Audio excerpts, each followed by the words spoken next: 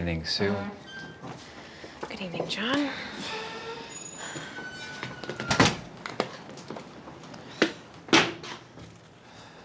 You don't often give me the pleasure of seeing you these days.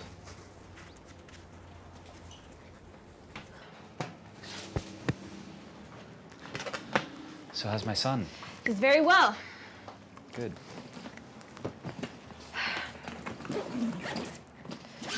John, Yeah.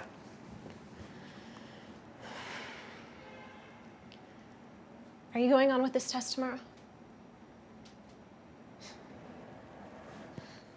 Did Philip tell you what happened to him this afternoon? Yeah, I've been reading the report. For a good 10 seconds, he was completely out of control. What are his chances if that happens tomorrow? Well, it might not happen tomorrow. Please put off the test. No.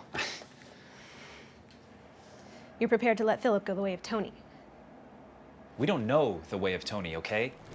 Philip's job tomorrow is to find out how Tony got killed. And it was Tony's job to find out how Jeffrey was killed. And another pilot will be given the job of figuring out how Philip was killed. Yeah, and each time we'll learn just a little bit more.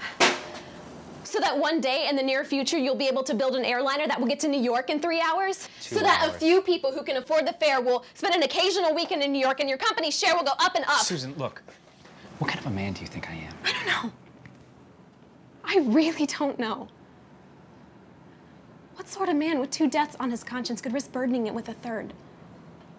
The kind of man whose only human feeling is a passion, a worship for a pile of bricks and mortar you call your company.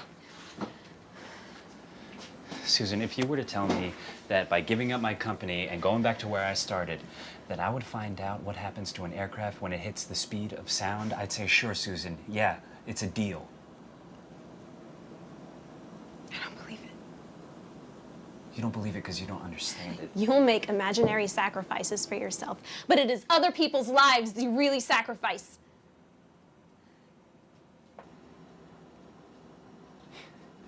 You think I felt nothing for Tony's death? What else can I think when a few hours after his death I find you listening to his voice recording? Look, we have different ways. And I'm sure that we have different ways of feeling grief.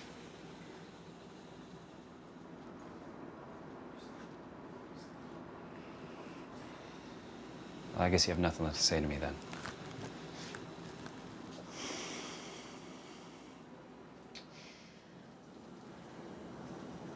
I'm taking the baby to live in London.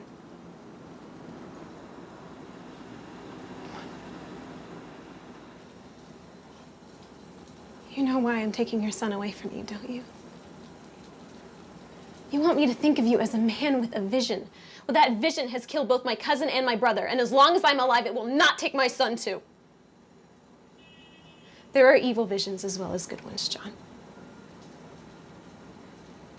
That's why I'm taking my baby away.